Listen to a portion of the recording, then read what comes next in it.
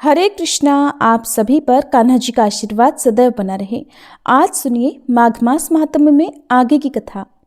भगवान श्री हरि ने देवताओं को देव रूप से और असुरों को असुर रूप से उत्साहित किया ताकि समुद्र मंथन का जो कार्य है वो विधि विधान से संपन्न हो सके।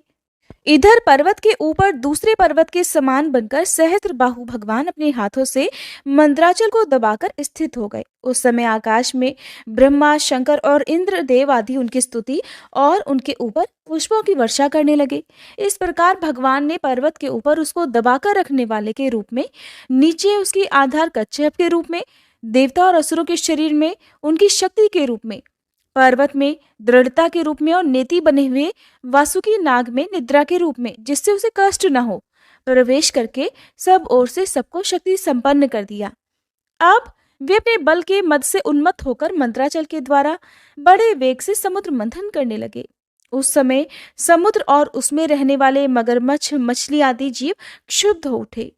नागराज वसुकी के हजारों कठोरों नेत्र, मुख और श्वासों से विष की अग्नि निकलने लगी। उनके धुएं से पौलोम, काले, बलि, इल्वल आदि असुर निस्तेज हो गए। उस समय वे ऐसे जान पड़ते थे मानो दावानल से झुलसे हुए साखू के पेड़ खड़े हों। देवता भी उस विष की ज्वाला से बच नहीं सके। वासुकी के श्वास की लपटों से उनका भी तेज फीका पड़ गया। वस्त्र, माला, कवच और मुख सब कुछ धूमिल हो गए। उनकी यह दशा देखकर भगवान की प्रेरणा से बादल देवताओं के ऊपर वर्षा करने लगे और वायु समुद्र की तरंगों का स्पर्श करके शीतलता और सुगंधि का संचार करने लगी।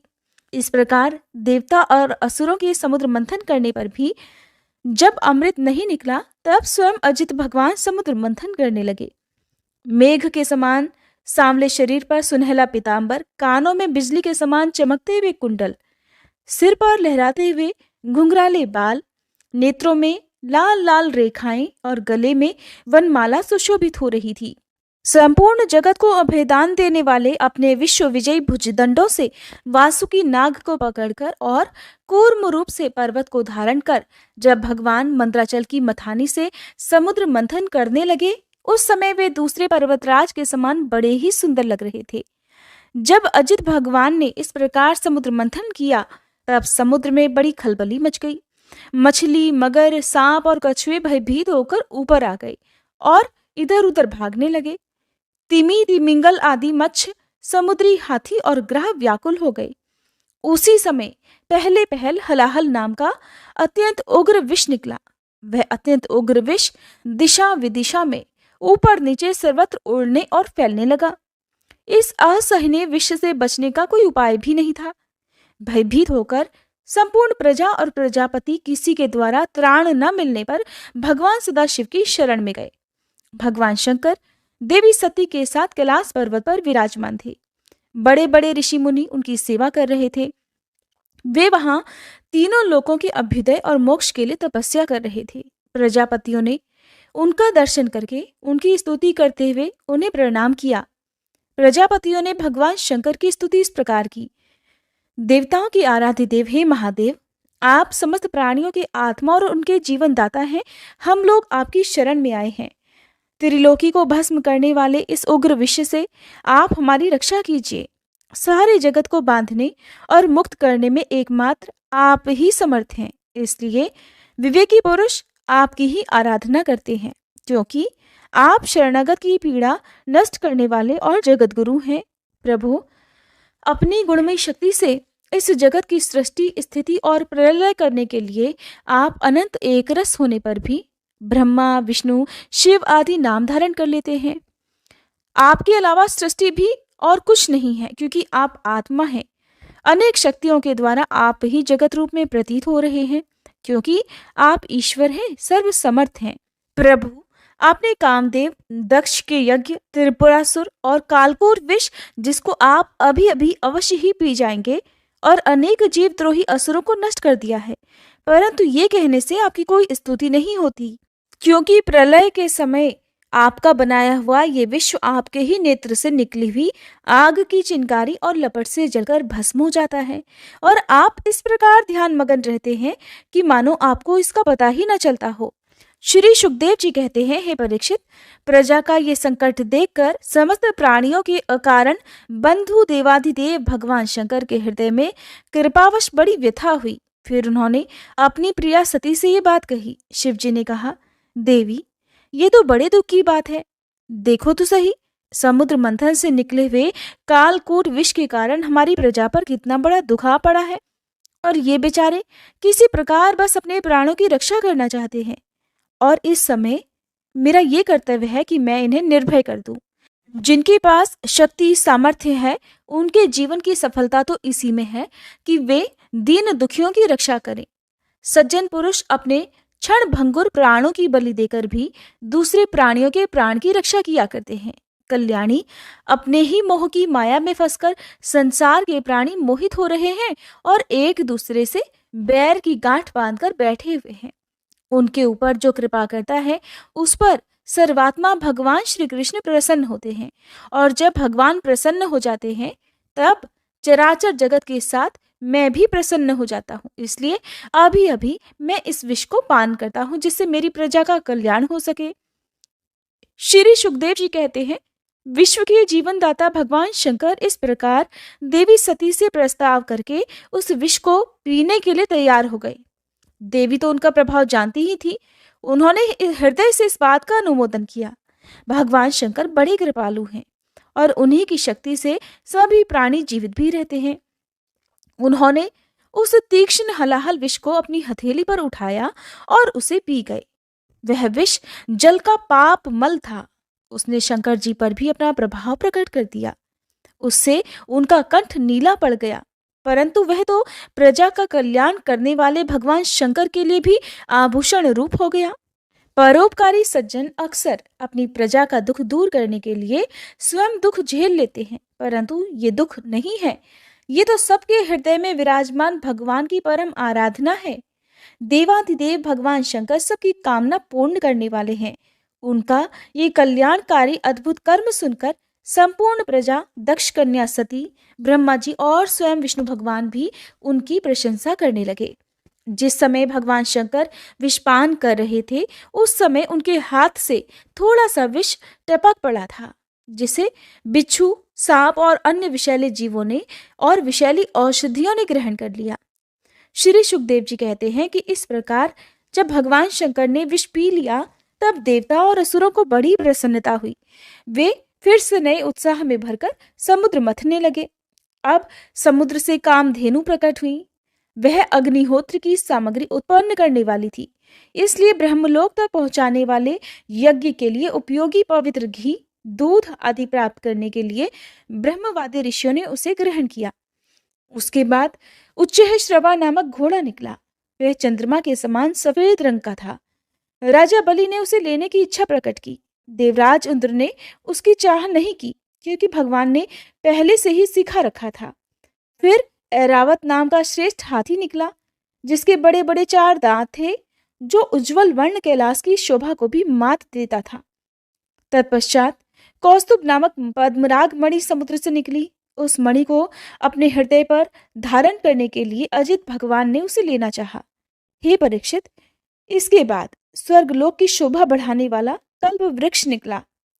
वह याचकों की इच्छाएं उनकी इच्छित वस्तु देकर वैसे ही पूर्ण करता रहता है, जैसे पृथ्वी तुम सबकी इच्छाएं पूर्ण करती है।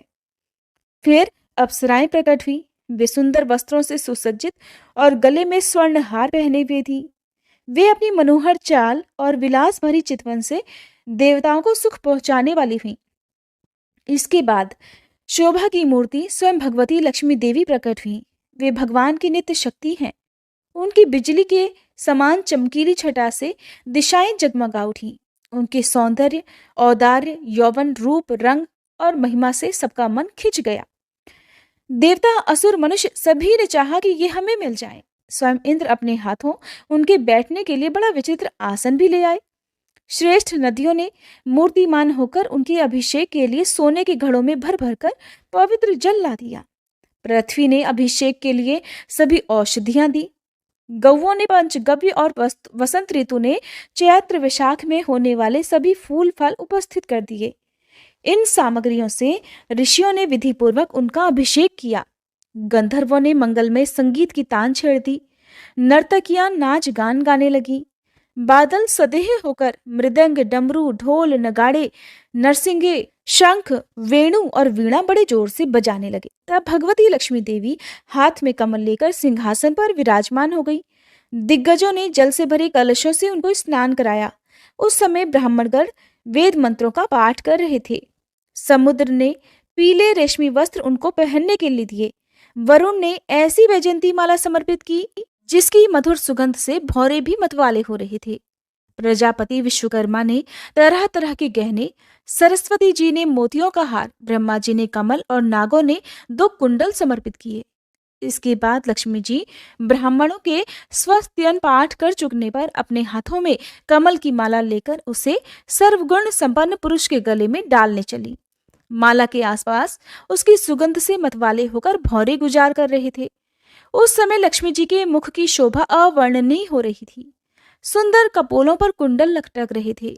लक्ष्मी जी कुछ लज्जा के साथ मंद मंद मुस्कुरा रही थी। उनकी कमर बहुत पतली थी।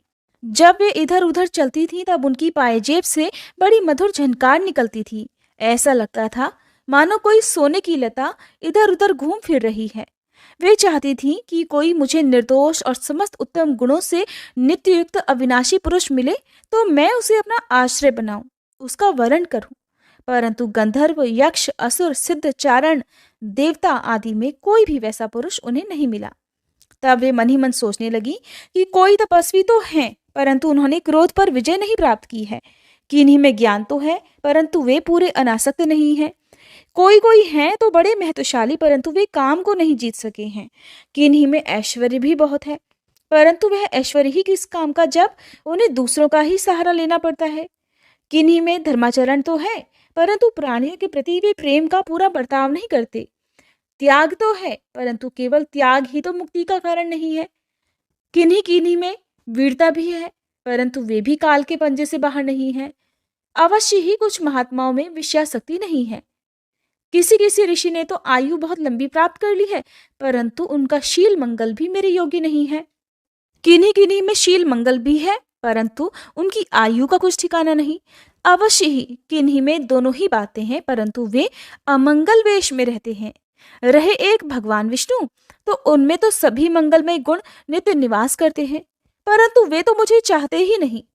इस प्रकार सोच विचार कर अंत में श्री लक्ष्मी जी ने अपने चिर अभीष्ट भगवान को ही वर के रूप में चुना, क्योंकि उनमें समस्त सद्गुण नित्य निवास किया करते हैं। प्राकृत गुण उनका स्पर्श नहीं कर सकते और अणिमा आदि समस्त गुण उनको चाह करते हैं, परंतु वे किसी की भी अपेक्षा नहीं करते। वास्तव में लक्ष्मी जी के एकमात्र आश्रय भगवान ही हैं। इसी से उन्होंने उनको ही वरण किया। लक्ष्मी जी ने भगवान के गले में वह नवीन कमलों की सुंदर माला पहना दी, जिसके चारों ओर झुंड के झुंड मतवाले मधुकर गुंजार कर रहे थे। जिसके बाद लज्जापूर्ण मुस्कान और प्रेमपूर्ण चितवन से अपने निवास स्थान उनके वक्ष स्थल को देखती हुई वे उनके पास ही खड़ी हो गई। जगत पिता भगवान ने जगत जननी समस्त संपत्तियों की अधिष्ठात्र देवता श्री लक्ष्मी जी को अपने वक्ष स्थल पर ही सर्वदा निवास करने का स्थान दे दिया। लक्ष्मी जी ने वहां विराजमान होकर अपनी करुणा भरी चितवन से तीनों लोक, लोकापति और अपनी प्यारी प्रजा की अभिवृद्धि की। उस समय शंख, तुरही, मृदंग आदि बाजे बजने लगे। गंधर्व अप्सराओं के साथ नाचने गाने लगे, जिससे बड़ा भारी शब्द होने लगा। देवता, प्रजापति और प्रजा सभी लक्ष्मी जी की कृपा दृष्टि से शील आदि उत्तम गुणों से संपन्न होकर बहुत सुखी हो गए। परीक्षित, इधर जब लक्ष्मी जी ने दैत्य और दानवों की उपेक्षा कर दी, तब वे लोग निर्बल, उद्योग रहित, निर्लज और लोभी हो गए। जिसके बाद समुद्र मंथन करने पर कमल नयनी कन्या के रूप में वारुणी देवी प्रकट हुई। भगवान की अनुमति से दैत्यों ने उसे ले लिया। तदंतर महाराज, देवता और असुरों ने अमृत की इच्छा से जब और भी समुद्र मंथन किया, तब उसमें से एक अत्यंत अलौकिक पुरुष प्रकट हुआ। उसकी भुजाएं लंबी और मोटी थी। उसका गला शंख के समान उतार चढ़ाव वाला था और आंखों में लालिमा थी। शरीर का रंग बड़ा सुंदर सांवला सांवला था। गले में माला, अंग अंग सभी प्रकार के आभूषणों से सजे हुए, शरीर पर पीतांबर, कानों में चमकीले मणियों की कुंडल, चौड़ी छाती, तरुण अवस्था, चिकने और घुंघराले बाल लहराते हुए उस पुरुष की छवि बड़ी ही अनोखी थी। उसके हाथों में कंगन और अमृत से भरा हुआ कलश था। वे साक्षात विष्णु भगवान के अंशांश अवतार थे और वे ही आयुर्वेद के प्रवर्तक और यज्ञ भोक्ता धन्वंतरी के नाम से सुप्रसिद्ध हुए। जब दैत्यों की दृष्टि उन पर तथा उनके हाथ में अमृत से भरे हुए कलश पर पड़ी, तब उन्होंने बड़ी ही शीघ्रता से बलपूर्वक उस अमृत के कलश को छीन लिया। वे तो पहले से ही इस ताक में थे कि किसी तरह समुद्र मंथन से निकली हुई सभी वस्तुएं हमें मिल जाएं। जब असुर उस अमृत से भरे हुए कलश को छीन कर ले गए, तब देवताओं का मन बड़े दुख से भर गया। अब वे भगवान की शरण में आए। उनकी दीन दशा देखकर भक्त वत्सल भगवान ने कहा कि हे देवताओं, तुम लोग दुख मत करो, मैं अपनी माया से उनमें आपसी फूट डालकर अभी तुम्हारा काम बना देता हूँ। परीक्षित, अमृत के लालच में दैत्यों में उसके लिए आपस में ही झगड़ा खड़ा हो गया। सभी कहने लगे, पहले मैं पीऊंगा, पहले मैं, तुम नहीं, तुम नहीं। अब उन दैत्यों में जो दुर्बल थे, वे उन बलवान दैत्यों का ही विरोध करने लगे जिन्होंने कलश छीनकर अपने हाथ में कर लिया था। वे ईर्ष्यावश धर्म की दुहाई देकर उनको रोकने और बार बार कहने लगे कि भाई, देवताओं ने भी हमारे बराबर ही परिश्रम किया है, इसलिए उन्हें भी यज्ञ भाग के समान इसका भाग मिलना ही चाहिए और यही सनातन धर्म है। इस प्रकार इधर दैत्यों में तू मैं हो रही थी, उधर सभी उपाय जानने वालों के स्वामी चतुर शिरोमणि भगवान ने अत्यंत अद्भुत और सुंदर स्त्री का रूप धारण कर लिया। शरीर का रंग नील कमल के समान श्याम और देखने लायक था। अंग प्रत्यंग बड़े ही आकर्षक थे। दोनों कान बराबर और कर्णफूल से सुशोभित थे। सुंदर कपोल, ऊंची नाक और रमणीय मुख था। पतली कमर थी। मुख से निकलती हुई सुगंध के प्रेम से गुनगुनाते हुए भौरे उस पर टूट पड़ते थे, जिससे नेत्रों में कुछ घबराहट का भाव भी आ जाता था। अपने लंबे केश पाशों में उन्होंने खिले हुए बेले के पुष्पों की माला गूंथ रखी थी। सुंदर गले में कंठ के आभूषण और सुंदर भुजाओं में बाजूबंद सुशोभित थे। इनके चरणों के नुपुर मधुर ध्वनि से रुंझुन रुंझुन कर रहे थे। अपनी सलज्ज मुस्कान, नाचती हुई तिरछी भौहें और विलास भरी चितवन से मोहिनी रूपधारी भगवान दैत्य सेनापतियों के मन को बार बार मोहने लगे। श्री सुखदेव जी कहते हैं, हे परीक्षित, असुर आपस के सद्भाव और प्रेम को छोड़कर एक दूसरे की निंदा कर रहे थे और डाकू की तरह एक दूसरे के हाथ से अमृत कलश छीन रहे थे। इसी बीच में उन्होंने देखा कि एक बड़ी सुंदरी स्त्री उनकी ओर ही चली आ रही है। वे सोचने लगे, कैसा अनुपम सौंदर्य है, शरीर में से कितनी अनुपम छटा छिटक रही है, तनिक इसकी नई उम्र तो देखो। बस अब वे आपस की लाग डांट भूलकर उसके पास ही दौड़ गए। उन लोगों ने काम मोहित होकर उससे पूछा, अरे कमल नयनी, तुम कौन हो, कहाँ से आ रही हो, क्या करना चाहती हो? सुंदरी, तुम किसकी कन्या हो? तुम्हें देखकर तो हमारे मन में खलबली मच गई है। हम समझते हैं कि अब तक देवता, दैत्य, सिद्ध, गंधर्व, चारण और लोकपालों ने तो तुम्हें स्पर्श भी नहीं किया होगा, फिर मनुष्य तो भला तुम्हें छू कैसे पाते? सुंदरी, अवश्य ही विधाता ने दया करके शरीरधारियों की संपूर्ण इंद्रियों और मन को तृप्त करने के लिए ही तुम्हें यहाँ भेजा है। हे सुंदरी, वैसे तो हम लोग एक ही जाति के हैं, फिर भी हम सब एक ही वस्तु चाह रहे हैं, इसलिए हम में डाह और बैर की गांठ पड़ गई है। सुंदरी, तुम हमारा झगड़ा तो मिटा दो। हम सभी कश्यप जी के पुत्र होने के नाते सगे भाई हैं और हम लोगों ने अमृत के लिए बड़ा पुरुषार्थ किया है, बड़ी मेहनत की है। तुम न्याय के अनुसार निष्पक्ष भाव से इसका बंटवारा कर दो, जिससे फिर हम लोगों में किसी भी प्रकार का झगड़ा ना हो सके। असुरों ने जब इस प्रकार प्रार्थना की, तब लीला से स्त्री वेश धारण करने वाले भगवान ने तनिक हंसकर और तिरछी चितवन से उनकी ओर देखते हुए कहा, श्री भगवान ने कहा, आप लोग महर्षि कश्यप के पुत्र हैं और मैं हूं कुलटा। आप लोग मुझ पर न्याय का भार क्यों डाल रहे हैं? विवेकी पुरुष तो स्वेच्छाचारिणी स्त्रियों का कभी विश्वास ही नहीं करते। दैत्यों, कुत्ते और व्यभिचारिणी स्त्रियों की मित्रता स्थायी नहीं हुआ करती। वे दोनों तो सदा ही नए नए शिकार ढूंढा करते हैं। श्री सुखदेव जी कहते हैं, परीक्षित, मोहिनी की परिहास भरी वाणी से दैत्यों के मन में और भी विश्वास हो गया। फिर उन लोगों ने रहस्यपूर्ण भाव से हंसकर अमृत का कलश मोहिनी के ही हाथों में दे दिया।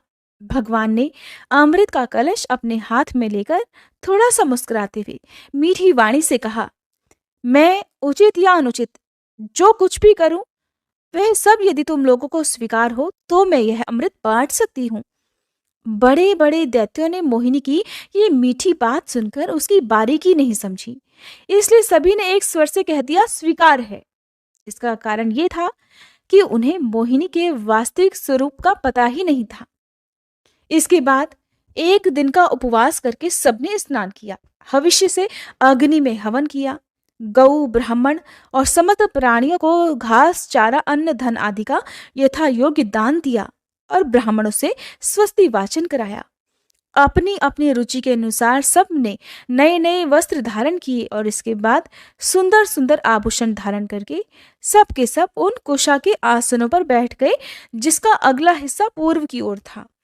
जब देवता और दैत्य दोनों ही धूप से सुगंधित मालाओं और दीपकों से सजे सजाए भव्य भवन में पूर्व की ओर मुंह करके बैठ गए, तब हाथ में अमृत का कलश लेकर मोहिनी सभा मंडप में आई।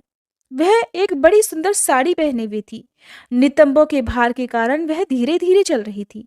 आंखें मद से विवल हो रही थी। उसके स्वर्ण नुपुर अपनी झनकार से सभा भवन को मुखरित कर रहे थे। सुंदर कानों में सोने के कुंडल थे और उनकी नाक, कपोल और मुख बड़ी ही सुंदर थे।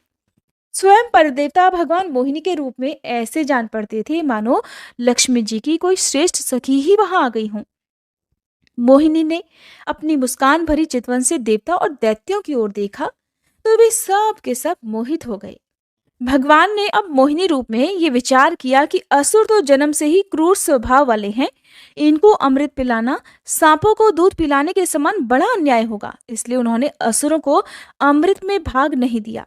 भगवान ने देवता और असुरों की अलग अलग पंक्तियां बना दी, फिर दोनों को कतार बांधकर अपने अपने दल में बैठा दिया। जिसके बाद अमृत का कलश हाथ में लेकर भगवान दैत्यों के पास चले गए। उन्हें हाव भाव और कटाक्ष से मोहित करके दूर बैठे हुए देवताओं के पास आ गए और उन्हें अमृत पिलाने लगे, जैसे पी लेने पर बुढ़ापे और मृत्यु का नाश हो जाता है। परीक्षित, असुर अपनी की हुई प्रतिज्ञा का पालन कर रहे थे। उनका स्नेह भी हो गया था और वे स्त्री से झगड़ने में अपनी निंदा भी समझते थे, इसलिए वे चुपचाप बैठे रहे। मोहिनी में तो उनका अत्यंत प्रेम हो गया था।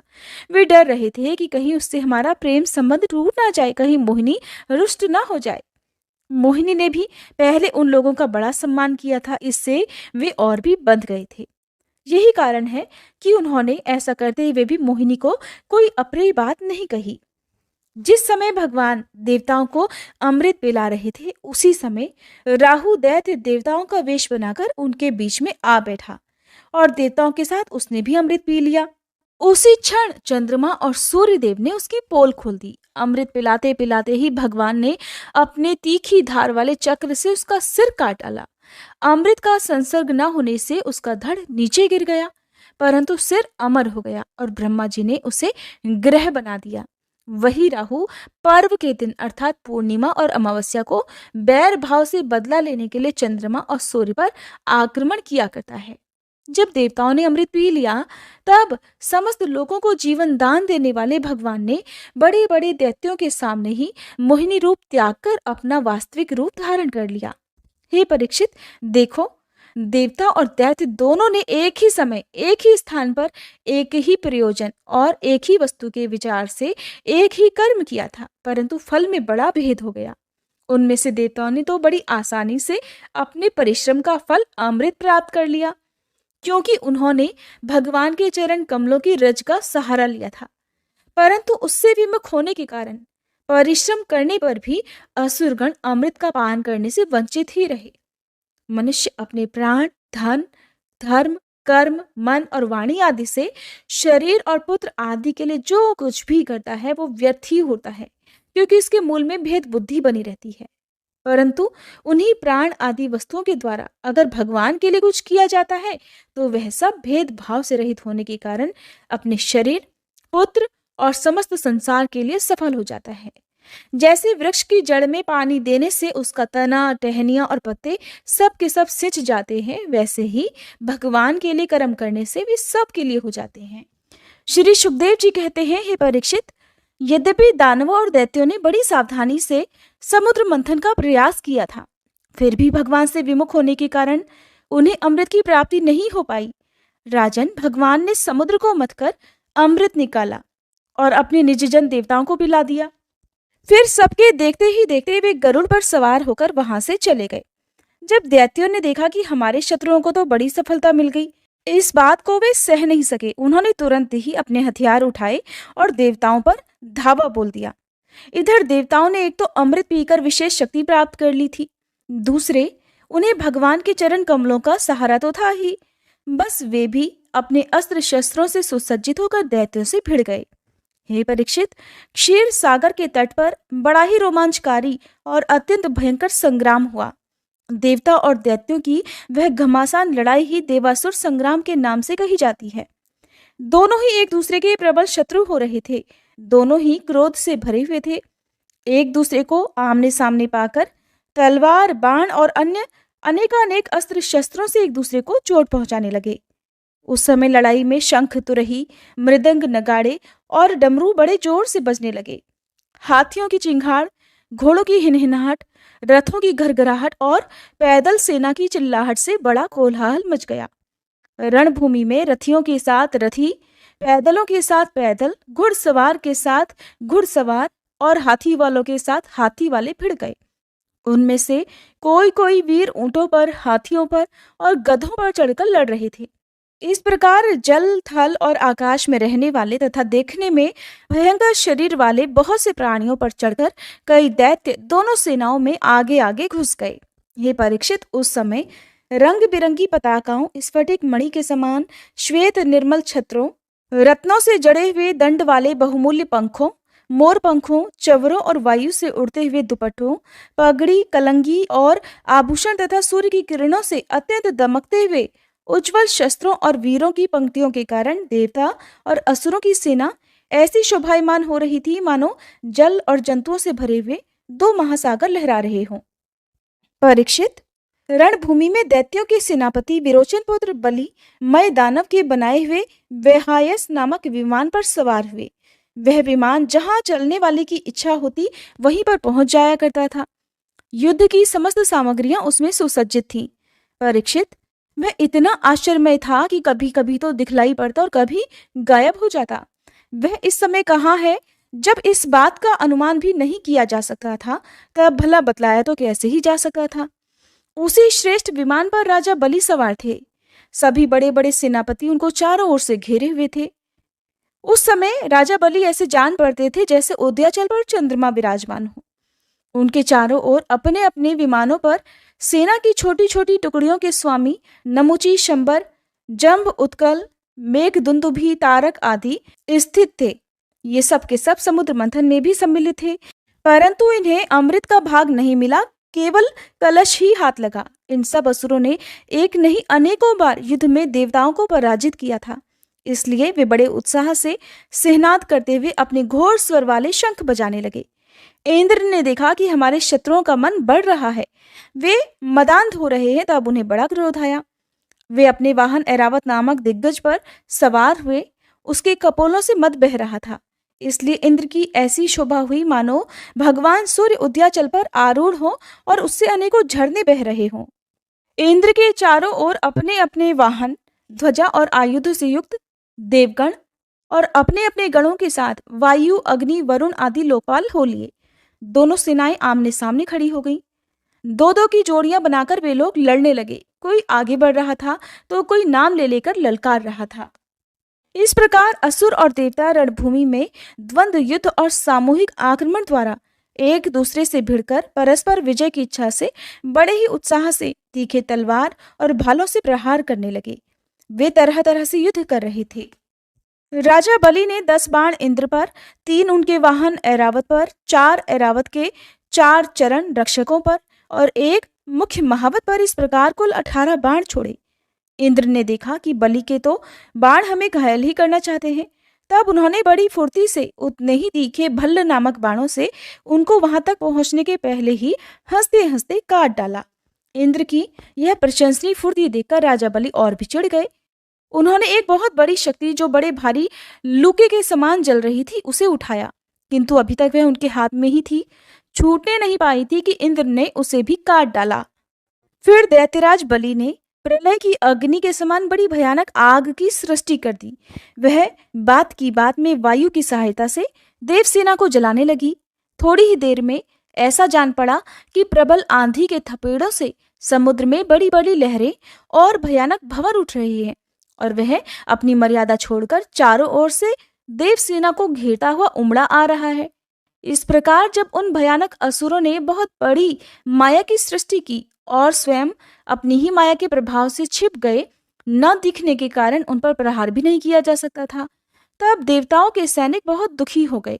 हे परीक्षित, इंद्र आदि देवताओं ने उनकी माया का प्रतिकार करने के लिए बहुत कुछ सोचा विचारा, परंतु उन्हें कुछ भी नहीं सूझा। तब उन्होंने विश्व के जीवनदाता भगवान का ध्यान किया और ध्यान करते ही तुरंत वे वहीं प्रकट हो गए। बड़ी ही सुंदर झांकी थी। गरुड़ के कंधे पर उनके चरण कमल विराजमान थे। नवीन कमल के समान बड़े ही कोमल नेत्र थे। पीतांबर धारण किए हुए थे। 8 भुजाओं में 8 आयुध, गले में कौस्तुभ मणि, मस्तक पर अमूल्य मुकुट और कानों में कुंडल झलमला रहे थे। देवताओं ने अपने नेत्रों से भगवान की इस छवि का दर्शन किया। परम पुरुष परमात्मा के प्रकट होते ही उनके प्रभाव से असुरों की वह कपट भरी माया विलीन हो गई, ठीक वैसे ही जैसे जग जाने पर सपने की वस्तुओं का पता नहीं चलता। ठीक ही है, भगवान की स्मृति समस्त विपत्तियों से मुक्त कर देती है। इसके बाद काल नेमी दैत्य ने देखा कि लड़ाई के मैदान में गरुड़ वाहन भगवान आ गए हैं। तब उसने अपने सिंह पर बैठे ही बैठे बड़े वेग से उनके ऊपर एक त्रिशूल चलाया। वह गरुड़ के सिर पर लगने ही वाला था कि खेल ही खेल में भगवान ने उसे पकड़ लिया और फिर उसी त्रिशूल से उसके चलाने वाले काल नेमी दैत्य और उसके वाहन को मार डाला। माली और सुमाली 2 दैत्य बड़े बलवान थे। भगवान ने युद्ध में अपने चक्र से उनके सिर भी काट डाले और वे निर्जीव होकर गिर पड़े। फिर माल्यवान ने अपनी प्रचंड गदा से गरुड़ पर बड़े वेग के साथ प्रहार किया, परंतु गर्जना करते हुए माल्यवान के प्रहार करते न करते ही भगवान ने चक्र से उसके सिर को भी धड़ से अलग कर दिया। शुकदेव जी कहते हैं, हे परीक्षित, परम पुरुष भगवान की अहेतु की कृपा से देवताओं की घबराहट जाती रही। उनमें नवीन उत्साह का संचार हो गया। पहले इंद्र, वायु आदि देवगण रणभूमि में जिन जिन दैत्यों से आहत हुए थे, अब उन्हीं के ऊपर वे पूरी शक्ति से प्रहार करने लगे। परम ऐश्वर्यशाली इंद्र ने बलि से लड़ते लड़ते जब उन पर क्रोध करके वज्र उठाया, तब सारी प्रजा में हाहाकार मच गया। परीक्षित, इधर ब्रह्मा जी ने देखा कि दानवों का तो सर्वथा नाश हुआ जा रहा है। तब उन्होंने देवर्षि नारद जी को देवताओं के पास भेजा और नारद जी ने फिर वहां जाकर देवताओं को युद्ध करने से रोक दिया। नारद जी ने कहा, हे देवताओं, भगवान की भुजाओं की छत्र छाया में रहकर आप लोगों ने अमृत प्राप्त कर लिया है और लक्ष्मी जी ने भी अपनी कृपा कोर से आपकी अभिवृद्धि की है, इसलिए अब आप लोग युद्ध करना बंद कर दीजिए। श्री सुखदेव जी कहते हैं कि देवताओं ने फिर देवर्षि नारद की बात मानकर अपने क्रोध के वेग को शांत कर लिया और फिर वे सब के सब अपने लोक स्वर्ग को चले गए। उस समय देवताओं के अनुचर उनके यश का गान कर रहे थे। युद्ध में बचे हुए दैत्यों ने देवर्षि नारद की संपत्ति से वज्र की चोट से मरे हुए बलि को लेकर अस्ताचल की यात्रा की। वहां शुक्राचार्य जी ने अपनी संजीवनी विद्या से उन असुरों को जीवित कर दिया जिनके गर्दन आदि अंग कटे नहीं थे, बचे रहे थे। शुक्राचार्य के स्पर्श करते ही बलि की इंद्रियों में चेतना और मन में स्मरण शक्ति आ गई। बलि ये बात समझते थे कि संसार में जीवन, मृत्यु, जय पराजय आदि उलटफेर होते ही रहते हैं, इसलिए पराजित होने पर भी उन्हें किसी प्रकार का खेद नहीं हुआ। आप जानिए कि किस प्रकार भगवान श्रीहरि के मोहिनी रूप को देखकर महादेव जी भी मोहित हो गए थे। श्री सुखदेव जी कहते हैं, हे परीक्षित, जब भगवान शंकर ने ये सुना कि श्रीहरि ने स्त्री का रूप धारण करके असुरों को मोहित कर लिया है और देवताओं को अमृत पिला दिया, तब वे सती देवी के साथ बैल पर सवार होकर समस्त भूत गणों को लेकर वहां गए जहां भगवान मधुसूदन निवास करते हैं। भगवान श्रीहरि ने बड़े प्रेम से गौरी शंकर भगवान का स्वागत सत्कार किया। वे भी सुख से बैठकर भगवान का सम्मान करते हुए मुस्कुराकर बोले। श्री महादेव जी ने कहा, समस्त देवों के आराध्य देव, आप विश्वव्यापी जगदीश्वर और जगत स्वरूप हैं। समस्त चराचर पदार्थों के मूल कारण ईश्वर और आत्मा भी आप ही हैं। इस जगत के आदि, अंत और मध्य आपसे ही होते हैं, परंतु आप आदि, मध्य और अंत से रहित हैं। कल्याणकामी महात्मा लोग इस लोक और परलोक दोनों की आसक्ति और समस्त कामनाओं का परित्याग करके आपके चरण कमलों की ही आराधना करते हैं। प्रभु, आप जब गुणों को स्वीकार करके लीला करने के लिए बहुत से अवतार ग्रहण करते हैं, तब मैं उनका दर्शन करता ही हूँ। अब मैं आपके उस अवतार का भी दर्शन करना चाहता हूँ जो आपने स्त्री रूप में ग्रहण किया था, जिससे दैत्यों को मोहित करके आपने देवताओं को अमृत पिलाया। स्वामिन, उसी को देखने के लिए ही तो हम सब यहाँ आए हैं। हमारे मन में उसके दर्शन करने का बड़ा कौतूहल है। श्री सुखदेव जी कहते हैं, जब भगवान शंकर ने विष्णु भगवान से ये प्रार्थना की, तब वे गंभीर भाव से हंसकर बोले। श्री भगवान ने कहा, शंकर जी, उस समय अमृत का कलश दैत्यों के हाथ में चला गया था, इसलिए देवताओं का काम बनाने के लिए और दैत्यों का मन एक नए कौतूहल की ओर खींच लेने के लिए ही मैंने वह स्त्री रूप धारण किया था। देव शिरोमणि, आप उसे देखना चाहते हैं, इसलिए मैं आपको वह रूप अवश्य दिखाऊंगा, परंतु वह रूप तो कामी पुरुषों का ही आदरणीय है, क्योंकि वह काम भाव को उत्तेजित करने वाला है। श्री सुखदेव जी कहते हैं, इस तरह कहते कहते विष्णु भगवान वहीं अंतर्ध्यान हो गए और भगवान शंकर सती देवी के साथ चारों ओर दृष्टि दौड़ाते हुए वहीं बैठे रहे। इतने में ही उन्होंने देखा कि उनके सामने एक बड़ा सुंदर उपवन है। उसमें तरह तरह के वृक्ष लग रहे हैं जो रंग बिरंगे फूल और लाल लाल कोपलों से भरे पूरे हैं। उन्होंने ये भी देखा कि उस बगीचे में एक सुंदर स्त्री गेंद उछाल उछाल कर खेल रही है। बड़ी ही सुंदर साड़ी पहने हुए है और उसकी कमर में करधनी की लड़ियां लटक रही हैं। वह अपने दाहिने हाथ से गेंद उछाल उछाल कर सारे जगत को अपनी माया से मोहित कर रही थी। गेंद से खेलते खेलते उसने तनिक सलज भाव से मुस्कुराकर तिरछी नजर से शंकर जी की ओर देखा। बस उनका मन हाथ से निकल गया। वे मोहिनी को निहारने और उसकी चितवन के रस में डूबकर इतने विह्वल हो गए कि उन्हें अपने आप की भी सुधि नहीं रही। फिर पास बैठी हुई सती और गणों की तो भला याद ही कैसे रहती। एक बार मोहिनी के हाथ से उछलकर गेंद थोड़ी दूर चली गई। वो भी उस गेंद के पीछे पीछे दौड़ी। उसी समय शंकर जी के देखते ही देखते हवा ने उसकी झीनी सी साड़ी करधनी के साथ ही उड़ा ली। मोहिनी का एक एक अंग बड़ा ही रुचिकर और मनोरम था। जहां आंखें लग जाती लगी ही रहती। ये नहीं, मन भी वहीं रमण करने लगता। उसको इस दशा में देखकर भगवान शंकर उसकी ओर अत्यंत आकर्षित हो गए। उन्हें मोहिनी भी अपने प्रति आसक्त जान पड़ती थी। उसने शंकर जी का विवेक छीन लिया। वे उसके हाव भावों से कामातुर हो गए और भवानी के सामने ही लज्जा छोड़कर उसकी ओर ही चल पड़े। कुछ दूर आगे चलने पर जैसे हाथी हथिनी का आलिंगन करता है, वैसे ही भगवान शंकर ने उसका आलिंगन किया। वह इधर उधर खिसकर छुड़ाने का प्रयास करने लगी। इसी छीना झपटी में उसके सिर के बाल बिखर गए। वास्तव में वह सुंदरी भगवान की रची हुई माया ही थी। इससे उसने किसी प्रकार शंकर जी के भुजापाश से अपने को छुड़ा लिया और बड़ी तेजी से भागी। भगवान शंकर भी उन मोहिनी वेशधारी अद्भुत कर्मा भगवान विष्णु के पीछे पीछे दौड़ने लगे। उस समय ऐसा जान पड़ता था मानो उनके शत्रु कामदेव ने इस समय उन पर विजय प्राप्त कर ली हो। भगवान श्रीहरि ने देखा कि भगवान शंकर को मोहिनी रूप के पीछे भागते हुए कोई विषाद या लज्जा नहीं हुई है। तब वे पुरुष रूप धारण करके फिर से प्रकट हो गए और बड़ी प्रसन्नता से भगवान से कहने लगे, हे देव शिरोमणि, मेरी स्त्री रूपिणी माया से मोहित होकर भी आप स्वयं ही अपनी निष्ठा में स्थित हो गए। ये बड़े ही आनंद की बात है। मेरी माया अपार है। वो ऐसे हाव भाव रचती है कि अजितेंद्रिय पुरुष तो किसी भी प्रकार उससे छुटकारा पा ही नहीं सकते। भला आपके अलावा ऐसा कौन पुरुष है जो एक बार मेरी माया के फंदे में फंसकर फिर स्वयं ही उससे निकल सके। यद्यपि मेरी यह गुणमयी माया बड़े बड़ों को मोहित कर देती है, फिर भी अब ये आपको कभी मोहित नहीं करेगी, क्योंकि सृष्टि आदि के लिए समय पर उसे क्षोभित करने वाला काल मैं ही हूँ। इसलिए मेरी इच्छा के विपरीत वह रजोगुण आदि की सृष्टि नहीं कर सकती। हे परीक्षित, इस प्रकार भगवान विष्णु ने शंकर जी का सत्कार किया। तब उनसे विदा लेकर और परिक्रमा करके वे अपने गणों के साथ कैलाश को चले गए। भरतवंश शिरोमणि, भगवान शंकर ने बड़े बड़े ऋषियों की सभा में अपनी अर्धांगिनी सती देवी से अपने विष्णु रूप की अंशभूता मायामयी मोहिनी का इस प्रकार बड़े प्रेम से वर्णन किया। देवी, तुमने परम पुरुष परमेश्वर भगवान विष्णु की माया देखी? देखो, यो तो मैं समस्त कला कौशल विद्या आदि का स्वामी और स्वतंत्र हूँ, फिर भी उस माया से विवश होकर मोहित हो जाता हूँ। फिर दूसरे जीव तो परतंत्र है ही, अतः वे भी मोहित हो जाए, इसमें कहना ही क्या है। जब मैं 1000 वर्ष की समाधि से उठा था, तब तुमने मेरे पास आकर पूछा था कि तुम किसकी उपासना करते हो। ये वही साक्षात सनातन पुरुष हैं। न तो काल ही इन्हें अपनी सीमा में बांध सकता है और न वेद ही इनका वर्णन कर सकता है।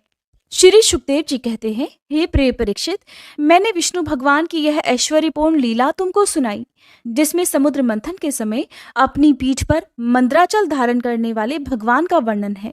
जो भी पुरुष बार बार इसका कीर्तन और श्रवण करता है, उसका प्रयास कभी और कहीं निष्फल नहीं होता, क्योंकि पवित्र कीर्ति भगवान के गुण और लीलाओं का गान संसार के समस्त क्लेश और परिश्रम को मिटा देने वाला है।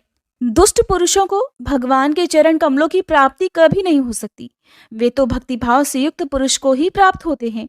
इसी से उन्होंने स्त्री का मायामय रूप धारण करके दैत्यों को मोहित किया और अपने चरण कमलों के शरणागत देवताओं को समुद्र मंथन से निकले हुए अमृत का पान कराया।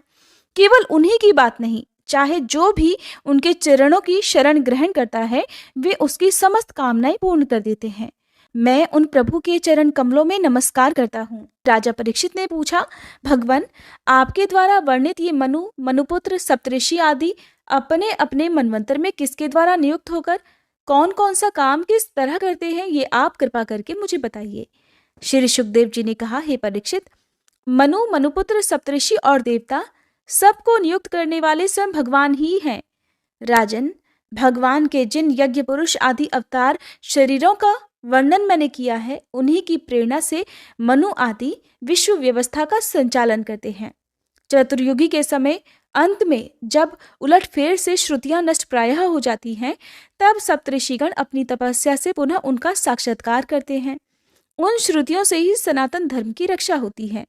राजन, भगवान की प्रेरणा से अपने अपने मनवंतर में बड़ी सावधानी से सब के सब मनु पृथ्वी पर चारों चरण से परिपूर्ण धर्म का अनुष्ठान करवाते हैं। राजा परीक्षित ने पूछा, भगवान, स्वयं श्री हरि ही सबके स्वामी हैं, फिर उन्होंने दीनहीन की तरह राजा बलि से 3 पग पृथ्वी ही क्यों मांगी? और जो कुछ भी चाहते थे वो मिल जाने पर भी उन्होंने बलि को बांधा क्यों? मेरे हृदय में इस बात का बड़ा कौतूहल है कि स्वयं परिपूर्ण यज्ञेश्वर भगवान के द्वारा याचना और निरअपराध का बंधन, ये दोनों ही कैसे संभव हुए? हम लोग ये जानना चाहते हैं। श्री सुखदेव जी ने कहा, हे परीक्षित, जब इंद्र ने बलि को पराजित करके उनकी संपत्ति छीन ली और उनके प्राण भी ले लिए, तब भृगुनंदन शुक्राचार्य ने उन्हें अपनी संजीवनी विद्या से जीवित कर दिया। इस पर शुक्राचार्य जी के शिष्य महात्मा बलि ने अपना सब कुछ उनके चरणों में अर्पित कर दिया। वे तन और मन से गुरु जी के साथ ही समस्त भृगुवंशी ब्राह्मणों की सेवा करने लगे। इससे प्रभावशाली भृगुवंशी ब्राह्मण उन पर बहुत प्रसन्न हुए। उन्होंने स्वर्ग पर विजय प्राप्त करने की इच्छा वाले बलि का महाभिषेक करने की विधि से अभिषेक करके उनसे विश्वजीत नाम का यज्ञ करवाया। यज्ञ की विधि से हविष्यों के द्वारा जब अग्नि देवता की पूजा की गई, तब यज्ञ कुंड में से सोने की चद्दर से मढ़ा हुआ एक बड़ा सुंदर रथ निकला। फिर इंद्र के घोड़ों जैसे हरे रंग के घोड़े और सिंह के चिन्हों से युक्त रथ पर लगाने की ध्वजा निकली। साथ ही सोने के पत्र से मढ़ा हुआ दिव्य धनुष, कभी खाली न होने वाले 2 अक्षय तरकस और दिव्य कवच भी प्रकट हुए। दादा प्रहलाद जी ने उन्हें एक ऐसी माला दी जिसके फूल कभी मुरझाते नहीं थे, और शुक्राचार्य ने एक शंख दिया। इस प्रकार ब्राह्मणों की कृपा से युद्ध की सामग्री प्राप्त करके उनके द्वारा स्वस्ति वाचन हो जाने पर राजा बलि ने उन ब्राह्मणों की परिक्रमा की। इसके बाद उन्होंने प्रहलाद जी से संभाषण करके उनके चरणों में नमस्कार किया। फिर वे भृगुवंशी ब्राह्मणों के दिए हुए दिव्य रथ पर सवार हो गए। जब महारथी राजा बलि ने कवच धारण कर धनुष, तलवार, तरकस आदि शस्त्र ग्रहण कर लिए और दादा की दी हुई सुंदर माला धारण कर ली, तब तो उनकी बड़ी शोभा हुई। उनकी भुजाओं में सोने के बाजूबंद और कानों में मकराकृति कुंडल जगमगा रहे थे। उनके कारण रथ पर बैठे वे ऐसे सुशोभित हो रहे थे मानो अग्नि कुंड में अग्नि जल रही हो।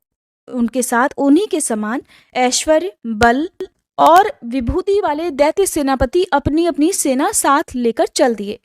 ऐसा जान पड़ता था मानो वे आकाश को भी पी जाएंगे और अपने क्रोध भरे जलते हुए नेत्रों से समस्त दिशाओं को, क्षितिज को भस्म कर डालेंगे।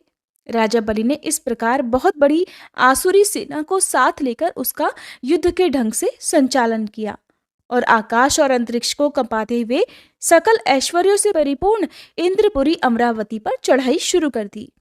देवताओं की राजधानी अमरावती में बड़े सुंदर सुंदर नंदनवन आदि उद्यान और उपवन हैं।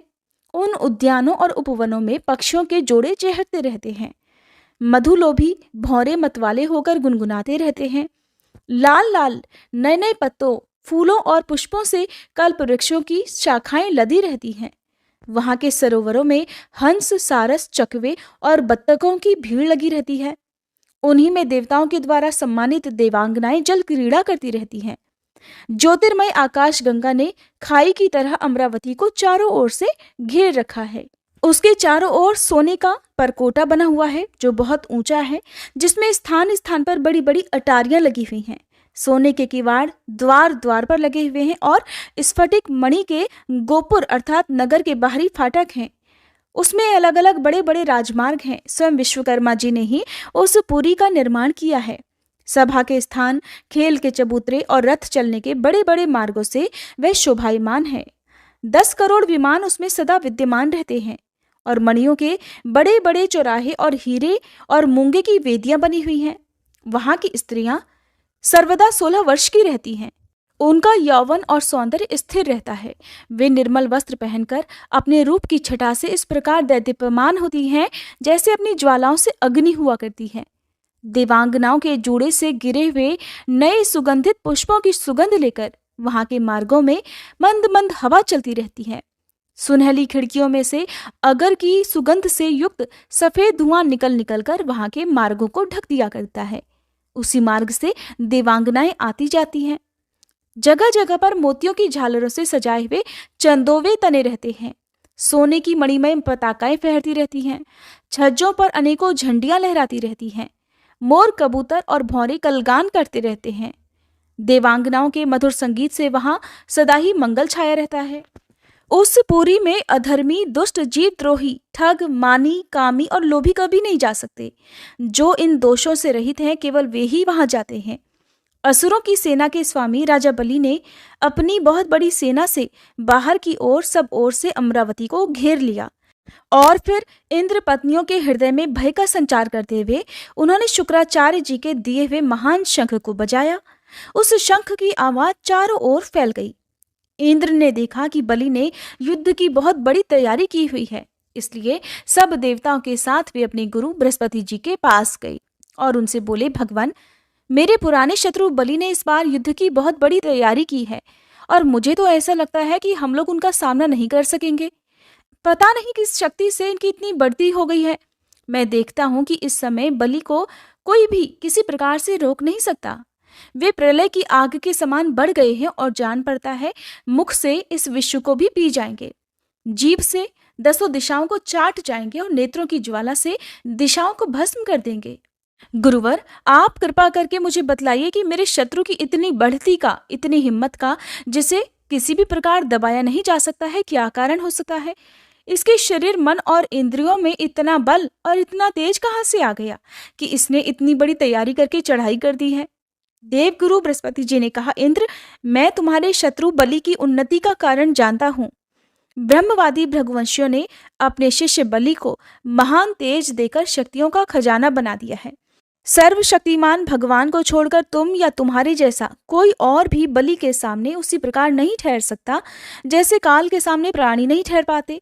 इसलिए तुम लोग स्वर्ग को छोड़कर तुरंत कहीं छिप जाओ और उस समय की प्रतीक्षा करो जब तुम्हारे शत्रु का भाग्य चक्र पलट जाएगा। इस समय ब्राह्मणों के तेज से बलि की उत्तरोत्तर वृद्धि हो रही है। उसकी शक्ति बहुत बढ़ गई है। जब ये उन्हीं ब्राह्मणों का तिरस्कार करेगा तब अपने परिवार परिकर के साथ ये नष्ट हो जाएगा। बृहस्पति जी देवताओं के समस्त स्वार्थ और परमार्थ के ज्ञाता थे। उन्होंने जब इस प्रकार देवताओं को सलाह दी तब वे स्वेच्छानुसार रूप धारण करके स्वर्ग छोड़कर चले गए। देवताओं के छिप जाने पर विरोचन नंदन बलि ने अमरावती पुरी पर अपना अधिकार कर लिया और फिर तीनों लोकों को जीत लिया। जब बलि विश्व विजयी हो गए तब शिष्य प्रेमी भृगुवंशियों ने अपने अनुगत शिष्य से 100 अश्वमेध यज्ञ करवाए। उन यज्ञों के प्रभाव से बलि की कीर्ति कौमुदी तीनों लोकों से बाहर भी 10 दिशाओं में फैल गई और वे नक्षत्रों के राजा चंद्रमा के समान शोभायमान हो गए। ब्राह्मण देवताओं की कृपा से प्राप्त समृद्ध राज्य लक्ष्मी का वे बड़ी उदारता से उपभोग करने लगे और अपने को धन धन्य समानने लगे। श्री सुखदेव जी कहते हैं, हे परीक्षित, जब देवता इस प्रकार भागकर छिप गए और दैत्यों ने स्वर्ग पर अधिकार कर लिया, तब देव माता अदिति को बड़ा दुख हुआ। वे अनाथ सी हो गई। एक बार बहुत दिनों के बाद जब परम प्रभावशाली कश्यप मुनि की समाधि टूटी, तब वे अदिति के आश्रम में आए। उन्होंने देखा कि न तो वहां सुख शांति है और न किसी प्रकार का उत्साह या सजावट ही है। परीक्षित, जब वे वहां जाकर आसन पर बैठ गए और अदिति ने विधि पूर्वक उनका सत्कार कर लिया, तब वे अपनी पत्नी अदिति से, जिसके चेहरे पर बड़ी उदासी छाई हुई थी, उनसे बोले, कल्याणी, इस समय संसार में ब्राह्मणों पर कोई विपत्ति तो नहीं आई है? धर्म का पालन तो ठीक ठीक हो रहा है ना? काल के कराल गाल में पड़े वे लोगों का कुछ अमंगल तो नहीं हो रहा? प्रिय, गृहस्थ आश्रम या फिर जो लोग योग नहीं कर सकते, उन्हें भी योग का फल देने वाला है। इस गृहस्थ आश्रम में रहकर धर्म, अर्थ और काम के सेवन में किसी प्रकार का कोई विघ्न तो नहीं हो रहा। ये भी संभव है कि तुम परिवार के भरण पोषण में व्यग्र हो रही हो, अतिथि आए हो और तुमसे बिना सम्मान पाए ही लौट गए हो। तुम खड़ी होकर उनका सम्मान करने में भी असमर्थ हो रही हो। इसी से तो तुम उदास नहीं हो रही। जिन घरों में आए हुए अतिथि का जल से भी सत्कार नहीं किया जाता और वे ऐसे ही लौट जाते हैं, वे घर अवश्य ही गीदड़ों के घर के समान है। प्रिय, संभव है मेरे बाहर चले जाने पर कभी तुम्हारा मन उद्विग्न रहा हो और समय समय पर तुमने भविष्य से अग्नियों में हवन ना किया हो। सर्वदेवमय भगवान के मुख हैं ब्राह्मण और अग्नि। गृहस्थ पुरुष अगर इन दोनों की पूजा करता है तो उसे उन लोगों की प्राप्ति होती है जो समस्त कामनाओं को पूर्ण करने वाले हैं। प्रिय, तुम तो सर्वदा प्रसन्न रहती हो, परंतु तुम्हारे बहुत से लक्षणों से मैं देख रहा हूँ कि इस समय तुम्हारा मन अस्वस्थ है। तुम्हारे सब लड़के तो कुशल मंगल है ना? तब अदिति ने कहा, भगवान, ब्राह्मण, गौ, धर्म और आपकी ये दासी सब सकुशल हैं। मेरे स्वामी, ये गृहस्थ आश्रम ही अर्थ, धर्म और काम की साधना में परम सहायक है। प्रभु, आपके निरंतर स्मरण और कल्याण कामना से अग्नि, अतिथि, सेवक, भिक्षुक और दूसरे याचकों का भी मैंने तिरस्कार नहीं किया है। भगवान, जब आप जैसे प्रजापति मुझे इस प्रकार धर्म पालन का उपदेश करते हैं, तब भला मेरे मन की कौन सी ऐसी कामना है जो पूरी ना हो पाए? आर्यपुत्र, समस्त प्रजा, वो चाहे सत्वगुणी, रजोगुणी या तमोगुणी हो, आपकी ही संतान है। कुछ आपके संकल्प से उत्पन्न हुए और कुछ शरीर से। भगवान, इसमें संदेह नहीं कि आप सभी संतानों के प्रति, चाहे असुर हो या देवता, एक सा भाव रखते हैं। फिर भी स्वयं परमेश्वर भी अपने भक्तों की अभिलाषा पूर्ण किया ही करते हैं। मेरे स्वामी, मैं आपकी दासी हूँ। आप मेरी भलाई के संबंध में कुछ विचार कीजिए। शत्रुओं ने हमारी संपत्ति और यहाँ तक कि रहने का स्थान भी छीन लिया है। अब आप हमारी रक्षा कीजिए। बलवान दैत्यों ने मेरे ऐश्वर्य, धन, यश और पद छीन लिए हैं और हमें घर से बाहर निकाल दिया है। इस प्रकार मैं दुख के समुद्र में डूब रही हूँ। आपसे बढ़कर हमारी भलाई करने वाला और कोई नहीं है। इसलिए स्वामी, आप सोच विचार कर अपने संकल्प से ही मेरे कल्याण का कोई ऐसा उपाय कीजिए जिससे कि मेरे पुत्रों को वे वस्तुएं फिर से प्राप्त हो जाएं। श्री सुखदेव जी कहते हैं, इस प्रकार अदिति ने जब कश्यप जी से प्रार्थना की, तब वे कुछ विस्मित से होकर बोले कि बड़े आश्चर्य की बात है, भगवान की माया भी कैसी प्रबल है। प्रिय, तुम संपूर्ण प्राणियों के हृदय में विराजमान अपने भक्तों के दुख मिटाने वाले जगत गुरु भगवान वासुदेव की आराधना करो। वे बड़े दीन दयालु हैं। अवश्य ही श्री हरि तुम्हारी कामनाएं पूर्ण करेंगे। मेरा ये दृढ़ निश्चय है कि भगवान की भक्ति कभी व्यर्थ नहीं होती।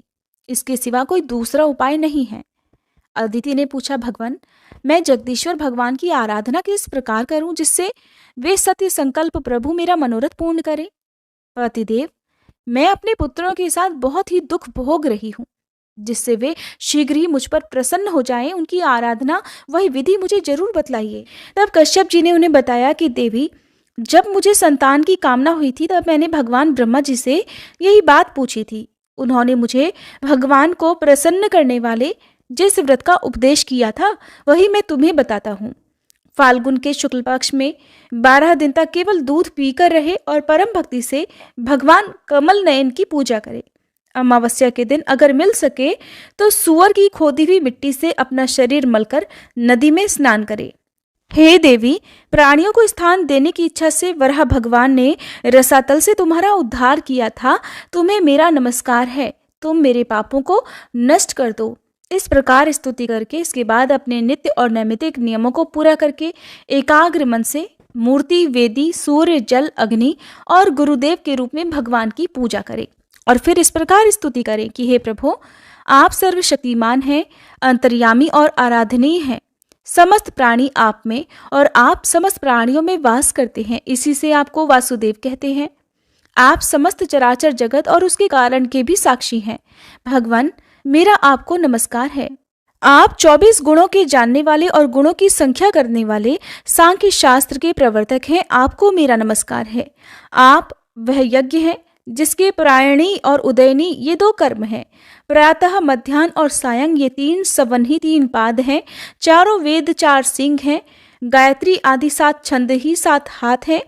ये धर्ममय वृषभ रूप यज्ञ वेदों के द्वारा प्रतिपादित है और इसकी आत्मा है स्वयं आप। आपको मेरा नमस्कार है। आप ही लोक कल्याणकारी शिव और आप ही प्रलयकारी रुद्र हैं। समस्त शक्तियों को धारण करने वाले भी आप ही हैं। आपको मेरा बारंबार नमस्कार है। आप समस्त विद्याओं के अधिपति और भूतों के स्वामी हैं। आपको मेरा नमस्कार है।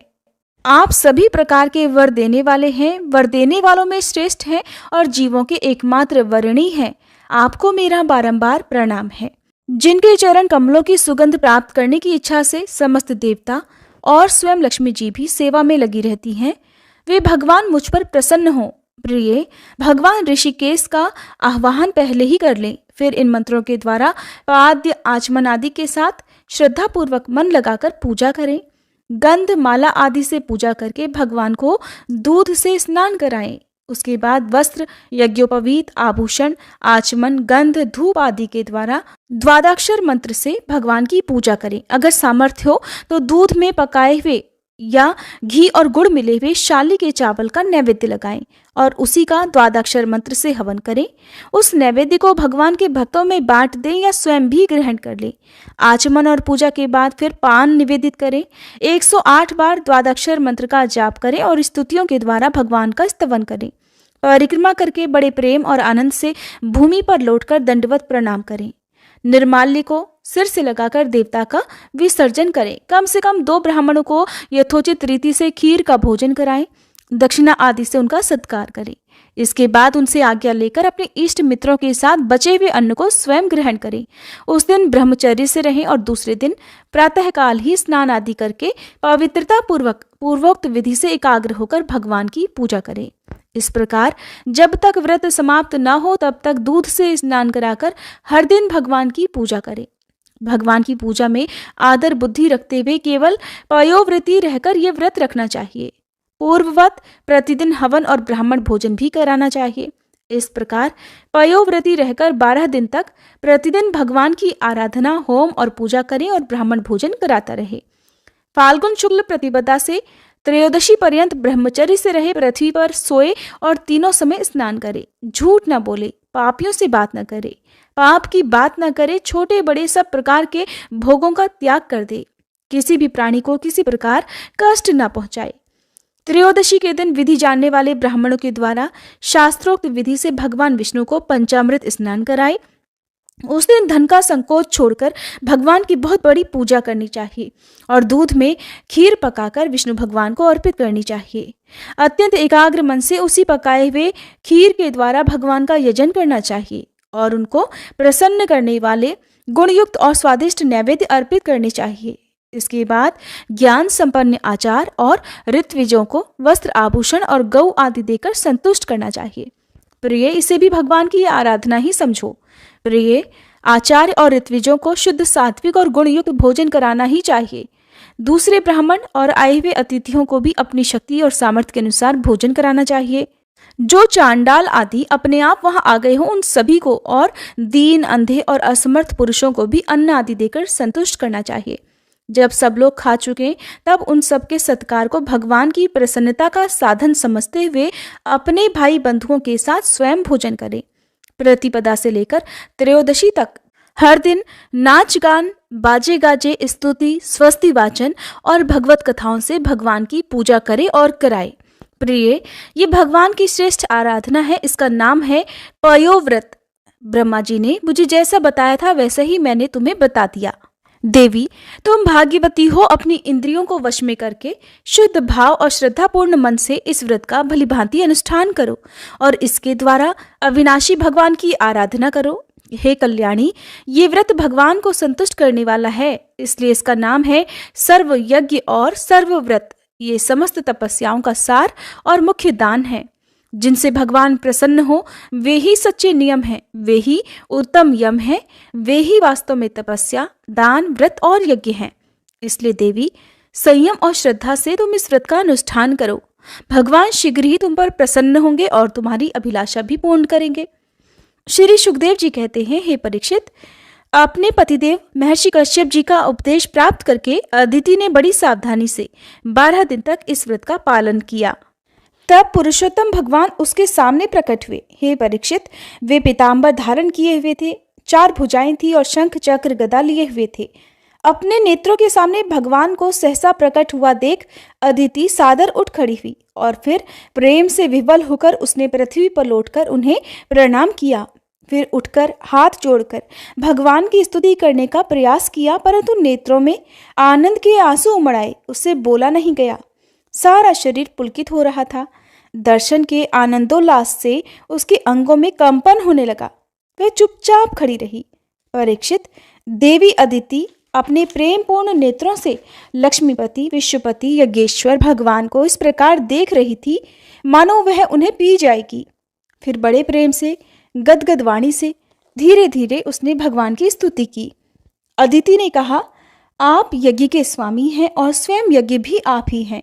हे अच्युत, आपके चरण कमलों का सहारा लेकर लोग भवसागर से तर जाते हैं। आपके यश कीर्तन का श्रवण भी संसार से तारने वाला है। हे आदि पुरुष, जो आपकी शरण में आ जाता है उसकी सारी विपत्तियों का आप नाश कर देते हैं। हे भगवान, आप दीनों के स्वामी हैं, हमारा कल्याण कीजिए। आप विश्व की उत्पत्ति, स्थिति और प्रलय के कारण हैं और विश्व रूप भी आप ही हैं। अनंत होने पर भी स्वच्छंदता से आप अनेक शक्ति और गुणों को स्वीकार कर लेते हैं। हे भगवान, मैं आपको नमस्कार करती हूँ। श्री सुखदेव जी कहते हैं, हे परीक्षित, जब अदिति ने इस प्रकार कमल नयन भगवान की स्तुति की तब समस्त प्राणियों के हृदय में रहकर उनकी गति विधि जानने वाले भगवान ने ये बात कही। श्री भगवान ने कहा, देवताओं की जननी अदिति, तुम्हारी चिरकालीन अभिलाषा को मैं जानता हूँ। शत्रुओं ने तुम्हारे पुत्रों की संपत्ति छीन ली है और उन्हें उनके लोक अर्थात स्वर्ग से खदेड़ दिया है। तुम चाहती हो कि युद्ध में तुम्हारे पुत्र उन मतवाले और बलि असुरों को जीतकर विजय लक्ष्मी प्राप्त करें, तब तुम उनके साथ भगवान की उपासना करो। तुम्हारी इच्छा ये भी है कि तुम्हारे इंद्रादि पुत्र जब शत्रुओं को मार डालें तब तुम उनकी रोती हुई दुखी स्त्रियों को अपनी आंखों से देख सको। अदिति, तुम चाहती हो कि तुम्हारे पुत्र धन और शक्ति से समृद्ध हो जाएं, उनकी कीर्ति और ऐश्वर्य उन्हें फिर से प्राप्त हो जाएं और वे स्वर्ग पर अधिकार जमाकर पहले की तरह विहार करें। परंतु देवी, वे असुर सेनापति इस समय जीते नहीं जा सकते, ऐसा मेरा निश्चय है, क्योंकि ईश्वर और ब्राह्मण इस समय उनके अनुकूल हैं। इस समय अगर उनके साथ लड़ाई छेड़ी जाएगी तो उससे सुख मिलने की बिल्कुल भी आशा नहीं है। फिर भी देवी, तुम्हारे इस व्रत के अनुष्ठान से मैं बहुत प्रसन्न हूँ, इसलिए मुझे इस संबंध में कोई ना कोई उपाय तो सोचना ही पड़ेगा, क्योंकि मेरी आराधना व्यर्थ तो नहीं होनी चाहिए। उससे श्रद्धा के अनुसार फल अवश्य ही मिलता है। तुमने अपने पुत्रों की रक्षा के लिए ही विधि पूर्वक पयोव्रत से मेरी पूजा और स्तुति की है, अतः मैं अंश रूप से कश्यप के वीर्य में प्रवेश करूंगा और तुम्हारा पुत्र बनकर तुम्हारी संतान की रक्षा करूंगा। कल्याणी, तुम अपने पति कश्यप में मुझे इसी रूप में स्थित करो और उन निष्पाप प्रजापति की सेवा करो। देवी, देखो, किसी के पूछने पर भी ये बात दूसरों को मत बताना। देवताओं का रहस्य जितना गुप्त होता है उतना ही सफल होता है। श्री सुखदेव जी कहने लगे, इतना कहकर भगवान वहीं अंतर ध्यान हो गए। उस समय अदिति ये जानकर कि स्वयं भगवान मेरे गर्भ से जन्म लेंगे, वह अपने आप को धन्य मानने लगी। भला ये कितनी दुर्लभ बात है। वह बड़े प्रेम से अपने पतिदेव कश्यप की सेवा करने लगी। कश्यप जी सत्यदर्शी थे, उनके नेत्रों से कोई बात छिपी नहीं रहती थी। अपने समाधि योग से उन्होंने जान लिया कि भगवान का अंश मेरे अंदर प्रविष्ट हो गया है। जैसे वायु लकड़ी में अग्नि का आधान करती है, वैसे ही कश्यप जी ने समाहित मन से अपनी तपस्या के द्वारा चिर संचित वीर्य का अदिति में आधान कर दिया। जब ब्रह्मा जी को ये बात पता हुई कि अदिति के गर्भ में तो स्वयं अविनाशी भगवान आए हैं, तब वे भगवान के रहस्यमय नामों से उनकी स्तुति करने लगे। ब्रह्मा जी ने कहा, समग्र कीर्ति के आश्रय हे भगवान, आपकी जय हो। अनंत शक्तियों के अधिष्ठान, आपके चरणों में नमस्कार है। हे त्रिगुणों के नियामक, आपके चरणों में मेरे बारंबार प्रणाम हैं। प्रश्नि के पुत्र रूप में उत्पन्न होने वाले, वेदों के समस्त ज्ञान को अपने अंदर रखने वाले हे प्रभु, वास्तव में आप ही सबके विधाता हैं। आपको मैं बारंबार नमस्कार करता हूँ। ये तीनों लोक आपकी नाभि में स्थित हैं। तीनों लोकों से परे वैकुंठ में आप निवास करते हैं। जीवों के अंतःकरण में आप सर्वदा विराजमान रहते हैं। ऐसे सर्वव्यापक श्री विष्णु को मैं नमस्कार करता हूँ। देवादिदेव, जैसे जल में डूबते हुए के लिए नौका ही सहारा है, वैसे ही स्वर्ग से भगाए हुए देवताओं के लिए एकमात्र आप ही आश्रय हैं। श्री सुखदेव जी कहते हैं, हे परीक्षित, इस प्रकार जब ब्रह्मा जी ने भगवान की शक्ति और लीला की स्तुति की, तब जन्म मृत्यु रहित भगवान अदिति के सामने प्रकट हुए। भगवान के 4 भुजाएं थी, जिनमें वे शंख, चक्र, गदा और कमल धारण किए हुए थे। कमल के समान कोमल और बड़े बड़े नेत्र थे। पीतांबर शोभायमान हो रहा था। विशुद्ध श्याम वर्ण का शरीर था। वक्ष स्थल पर श्री वत्स का चिन्ह, हाथों में कंगन और भुजाओं में बाजूबंद, सिर पर किरीट, कमर में करधनी की लड़ियां और चरणों में सुंदर नुपुर जगमगा रहे थे। भगवान गले में अपनी स्वरूपभूत वनमाला धारण किए हुए थे, जिसके चारों ओर झुंड के झुंड भौरे गुंजार कर रहे थे। उनके कंठ में कौस्तुभ मणि सुशोभित थी। भगवान की अंग कांति से प्रजापति कश्यप जी के घर का अंधकार नष्ट हो गया। उस समय दिशाएं निर्मल हो गई, नदी और सरोवरों का जल स्वच्छ हो गया और प्रजा के हृदय में आनंद की बाढ़ आने लगी। सब ऋतुएं एक साथ अपना अपना गुण प्रकट करने लगी। हे परीक्षित, जिस समय भगवान ने जन्म ग्रहण किया, उस समय चंद्रमा श्रवण नक्षत्र पर थे। भाद्रपद मास के शुक्ल पक्ष की श्रवण नक्षत्र वाली द्वादशी थी। अभिजीत मुहूर्त में भगवान का जन्म हुआ था। सभी नक्षत्र और तारे भगवान के जन्म को मंगलमय सूचित कर रहे थे। परीक्षित, जिस तिथि में भगवान का जन्म हुआ था, उसे विजया द्वादशी कहते हैं। जन्म के समय सूर्य आकाश के मध्य भाग में स्थित थे। भगवान के अवतार के समय शंख, ढोल, मृदंग, नगाड़े आदि बाजे बजने लगे। इस तरह के बाजे और तुरहियों की तुमुल ध्वनि होने लगी। अप्सराएं प्रसन्न होकर नाचने लगी। श्रेष्ठ गंधर्व गाने गाने लगे। मुनि, देवता, मनु, पितर और अग्नि स्तुति करने लगे। और फिर उन सभी ने अदिति के आश्रम को पुष्पों की वर्षा से ढक दिया। जब अदिति ने अपने गर्भ से प्रकट हुए परम पुरुष परमात्मा को देखा, तो वह अत्यंत आश्चर्यचकित और परमानंदित हो गई। प्रजापति कश्यप जी भी भगवान को अपनी योग माया से शरीर धारण किए हुए देखकर विस्मित हो गए और कहने लगे, जय हो, जय हो। हे परीक्षित, भगवान स्वयं अव्यक्त और चित स्वरूप हैं। उन्होंने जो परम कांतिमय आभूषण और आयुधों से युक्त वह शरीर ग्रहण किया था, उसी शरीर से कश्यप और अदिति के देखते ही देखते वामन ब्रह्मचारी का रूप धारण कर लिया। ठीक वैसे ही जैसे नट अपना वेश बदल लेता है। क्यों न हो, भगवान की लीला तो अद्भुत है ही। भगवान को वामन ब्रह्मचारी के रूप में देखकर महर्षियों को बड़ा आनंद हुआ। उन लोगों ने कश्यप प्रजापति को आगे करके उनके जात कर्म आदि संस्कार करवाए।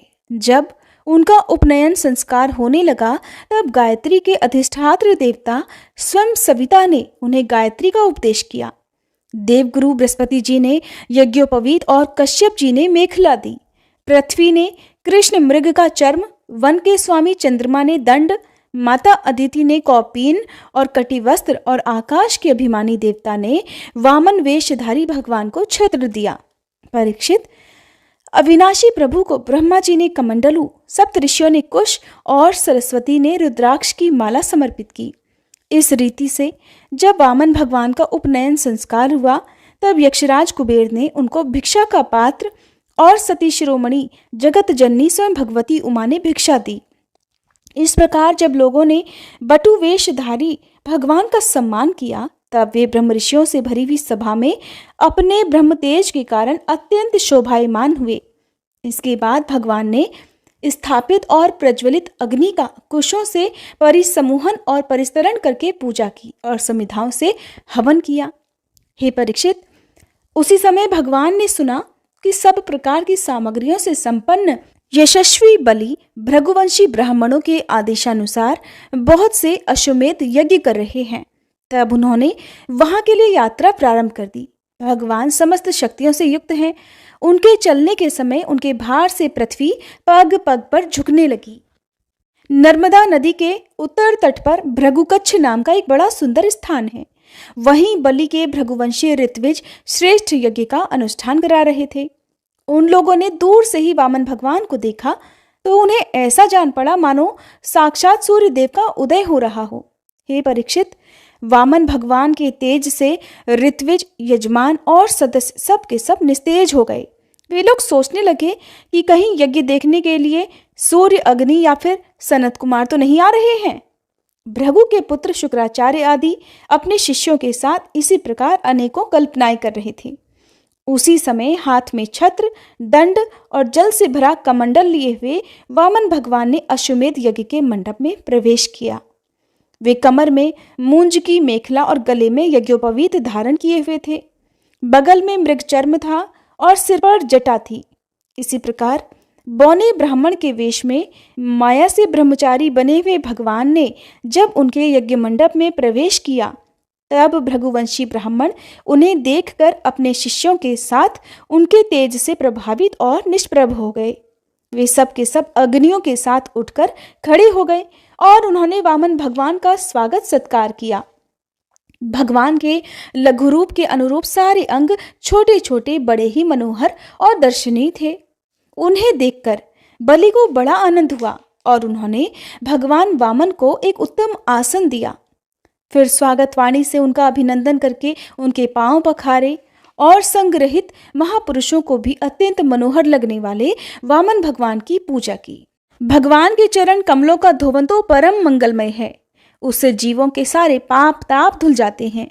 स्वयं देवाधिदेव चंद्रमौली भगवान शंकर ने अत्यंत भक्तिभाव से उसे अपने सिर पर धारण किया था।